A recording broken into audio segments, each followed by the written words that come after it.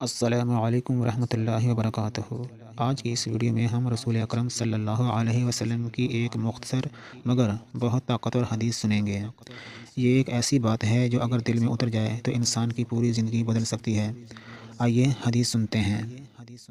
نبی کریم صلی اللہ علیہ وسلم نے فرمایا، تم میں سے بہترین وہ ہے جو اپنے اخلاق کو بہترین بنائے۔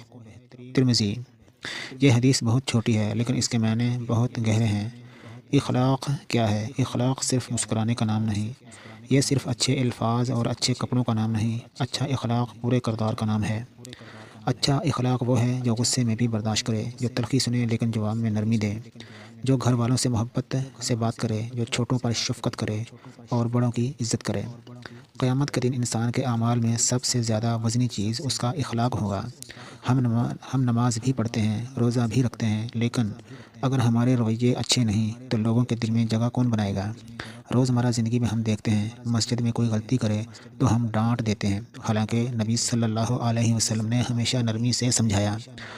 گھر میں اگر لڑائیاں اس لیے ہوتی ہیں کہ ہر شخص چاہتا ہے کہ اسے سمجھا جائے لیکن دوسروں کو سمجھنے کی کوشش کم کرتے ہیں۔ اگر ہم صرف ایک کام کر لیں، ہر انسان کے ساتھ وہی رویہ رکھیں جو ہم اپنے لیے چاہتے ہیں، تو ہماری زندگی آسان بھی ہو جائے گی اور سکون والی بھی۔